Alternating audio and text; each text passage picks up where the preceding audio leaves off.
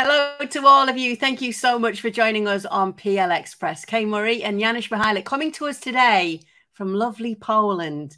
But we will still be talking a lot of Premier League. And Janusz is going to give us some insight into a Polish player. A Polish player. Don't worry.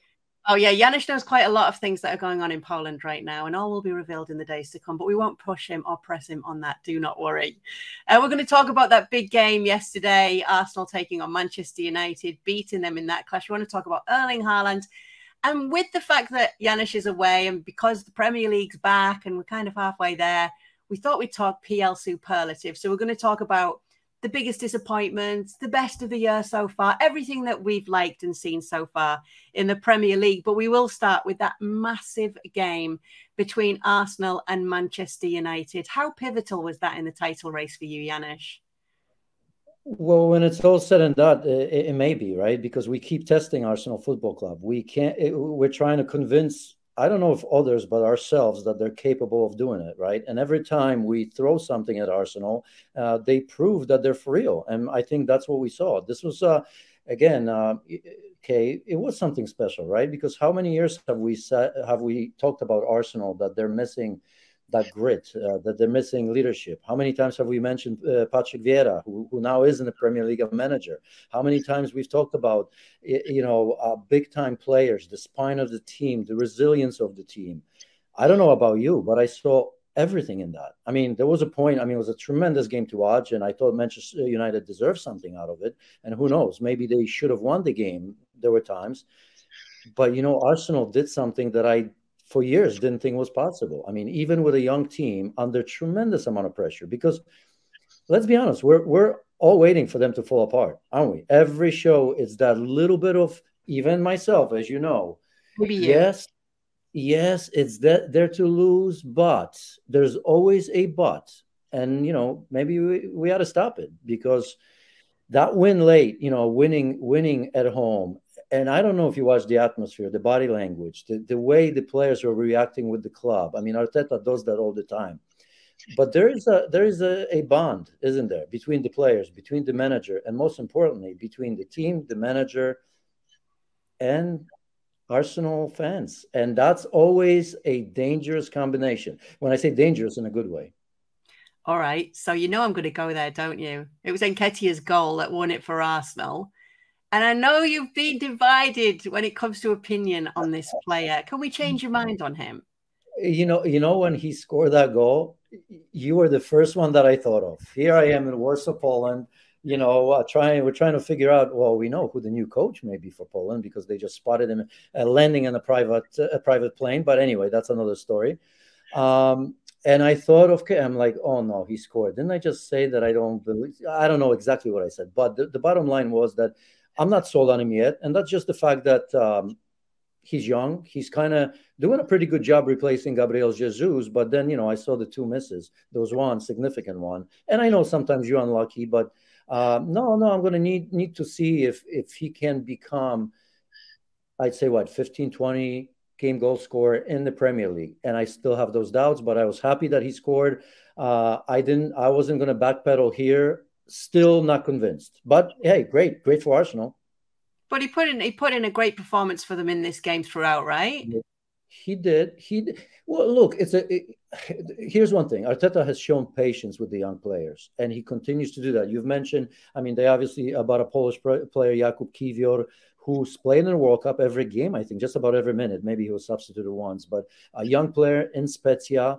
And of all teams, Arsenal, because I know he had long conversations with Mikel Arteta, and because Mikel Arteta likes to develop players, likes to develop young players in general, right? So I was thinking all of that, and yes, could that happen with Nketiah? Maybe when a coach believes in you so much in such a way that he may become that. But I still think that Arsenal will look for even a bigger name. I'm not, Gabriel Jesus is going to be back, but he can function in different positions as well. I still think when it's all said and done, they're going to have somebody, I don't want to say like Haaland, but that type of number 9 where you don't doubt that they're going to score goals consistently. But what actually does happen when Gabriel Jesus comes back then? You've alluded to it there. He plays. Look, I still think that Arsenal as a team functions better with him. Although I think if Nketiah keeps scoring goals, then Arteta is too smart of a manager just to take him off. I think he'll let him play if he keeps scoring. But Gabriel Jesus, for me, gives you a little bit more between the lines, stretching players, stretching defenses, pulling center backs out of positions. I still think he's better for Saka and Martinelli. All right. Well, we'll see if that happens when it comes to it, because it would be tough, wouldn't it? If you've been doing your job and doing everything right, and then the player that's injured comes back, and then you're back out of the squad. Two schools of thought. The one that you and I just mentioned, but I also remembering as a player. I mean, when you get injured, you don't want to get injured, right? And I think you deserve the benefit of the doubt. In particular, because I mean, Gabriel Jesus was playing very well. So I think, just because he got injured, he deserves that shout, that, first opportunity. Maybe when Nketiah doesn't score, maybe if Arsenal drops points, that's usually what happens, right? But I think he deserves to be back in the lineup. All right. Let's talk a little bit more about some Arsenal players before we do move on to talk about Manchester United and what we saw from them. What did you make of Bukayo Saka on the day? He did so much for his side. In fact, we pulled up a stat yesterday on our live show that it was, it was his 7th Premier League goal, but he's the 3rd Arsenal player to score in successive Premier League matches against Manchester United since Freddie Ljungberg and Thierry Henry. That's some company to be keeping, Janusz. Oh my goodness, so much loving for Arsenal. I almost feel bad. And then Manchester United, I'm going to talk about them too in superlatives to a degree. We have been, right? But why not? I mean, they're playing good football, both teams, and I think we were entertained. But Saka looked kind of unplayable, didn't he? At his age. I mean, we've seen that, but yet I think. See, what makes a difference is to do it, and he's shown it for England and for Arsenal already. But in the games that matter, against big opposition, against a team that's been on a great run by themselves, right? Such an important match, not just for the table, but psychologically. For me, this was a game where I think Arteta is going to have, on that blackboard, whatever board they use there, all the time, because this was that grit, this was character. And I was watching Saka, and that was unbelievable. I mean, he's the best English player, isn't he? I mean, my goodness. I mean, everything, beautiful goal, but I just think his confidence, the way he engages defenders, that really was, I think we've seen some special performances from him. But, like every player, sometimes you have to rest a little bit. Maybe you hide to rest. But he was on. I mean, every time he touched the ball, I thought, wow. I always think that something dangerous can happen. But for me, that was a special performance. Well, England are very lucky, actually, because I know you're in Poland and you've been watching Premier League for us, but Jude Bellingham had himself a day in the Borussia Dortmund game. And so that's going to be interesting. I wonder if we'll be talking about him in the Premier League very soon. One player we will be talking about, you've already mentioned him, Jakub Kiwior. He was up in the stands for this game, Arsenal's new defender. Tell us a bit more about what they are getting in this player. Well, I mean, look, because it's a weird kind of move. When you think of Premier League, when you think of massive clubs like this doesn't happen by chance. This is not that just, the agents get together and try to move on a player. Yes, they've got potential, or he's got potential, but I think they have to look at him. And the reason I feel somewhat excited, although to be honest, during the World Cup in the last few games, I was watching him against, help me out because I'm here. I think it was Atalanta when they lost. He didn't look great in that game. That was a big loss, wasn't it? And so I can't say that he's at his best right now, but he's young. What's he, 19 years old? And, left-footed center back, which is very important. When you look at it, Arsenal having Saliba and Gabriel, and one that feels very comfortable in combination play and bringing the ball out of the back. And look at Arsenal, look at Arteta, look at the way he likes to play. I mean, again, the combination play from Arsenal at times was breathtaking, really players moving in the right directions, one-touch football. And yet, in a football like this, and I'm sure he's learned that from Pep as well, you have to have those players being comfortable on the ball to get engaged, not just to defend, but get engaged in a game, come into the midfield. Let's not forget, because probably Arsenal fans, maybe they've read it since, but when he moved to Spezia, Thiago Motta was the manager, and he played him as a defensive mid. I think that helped him. This is not a position that he should be playing, But it's also not bad to know that he's very much capable of playing that position, because Thiago Motta is a good manager. He's no longer there, but he's recognized that for a number of reasons why he should play there. And, if I look at Xhaka and Partey, it's not like there's a lot of strength in depth. Sambi's there, but you have a player that could play two positions, but he's a left-footed center back, very comfortable on the ball. Let's be honest, cost peanuts. You can bet on potential. He's a Polish international that's got a World Cup under his belt. Ain't bad. It's not bad at all, is it? So now we just turn our attentions to the fact that there's this run of games against Man City still to come for Arsenal. What's your gut telling you right now? Obviously, they're going to meet in cup competition. That's very soon. Then we're going to get those two Premier League games that we've waited so long for. What's your gut telling you now? My gut tells me that Arsenal are good enough. And that's important, because sometimes you may not be lucky enough. You can be good and still lose, right? We've seen that on numerous, because I had an issue with that first. Forget the points, because season's so long. We can say who the favorites are in the beginning, but it doesn't matter. The season is too long, injuries, loss of form, or anything, right? Psychologically, you can get burned out because the World Cup, who knows? So I doubted that Arsenal were good enough to win it. Now I know that Arsenal are good enough to win the Premier League. So for me, in order to convince myself, not anybody else, but myself, I needed to know that first. That's there. But look, Manchester City are still capable. This is not, 8 points? It's not impossible. It's not impossible.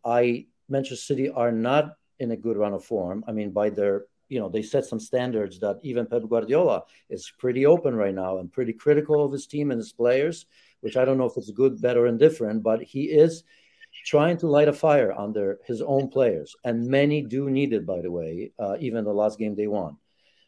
So I'm not calling that race for sure, because I think Manchester City are capable of winning this league. But with every game, Arsenal, because they're playing extremely well. So again, kind of on the fence, maybe, but the fact that they're good enough is special in itself.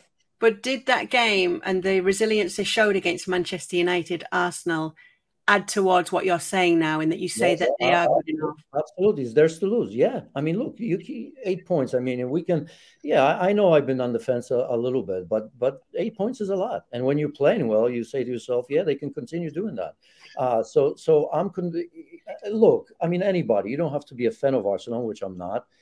But I think even an Arsenal fan will tell you that you couldn't possibly expect this level of football. I mean, it's at times, as I told you on the previous show, it's you mentioned some of the names from the past and Invincibles and all of that. I mean, how different is that? I mean, they have players that are doing exactly the same thing. Okay, maybe no Thierry Henry, but when Saka plays like this, almost looks like him, doesn't he? Yeah, it's 5 points now, but like many people, you're giving them that game in hand. Yeah, it's 5 now, but they've got the game in hand. Steve McManaman did the same yesterday. No, he's assuming they're going to win their game in hand. I sometimes wonder with a game in hand, though, Janusz, if everybody just makes the assumption, okay, that's another 3 points, but it just looms over you, knowing that there's that game still to play and the pressure starts to build. It's not even that. But see what happens to me when I'm in Warsaw and I forgot everything. Just didn't have time to look at every. Don't but it's a fact. It could be 8 if they'd played the same amount of games. The game in hand for me is a funny one, because I've always believed it's not, how you win, it's when you win. And whenever that game comes up, because now with all these changes and a World Cup, obviously there's a number of games that need to be played in between all the competitions.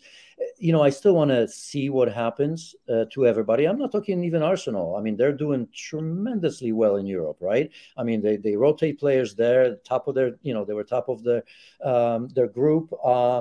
They have that luxury, of course. But, it's going to be interesting to see what happens, say, to Manchester City or anybody else, because their goals are different. I mean, let's face it, Manchester City's goal is to win the Champions League. I don't know when, but every year they should be one of the favorites.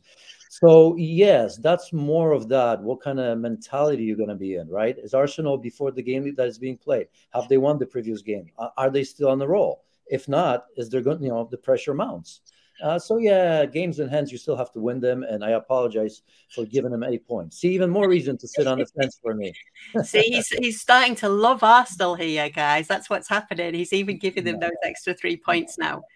You mentioned that Manchester United maybe could have got something out of this themselves, yet Ten Hag afterwards described it as a reality check. Why would he say that?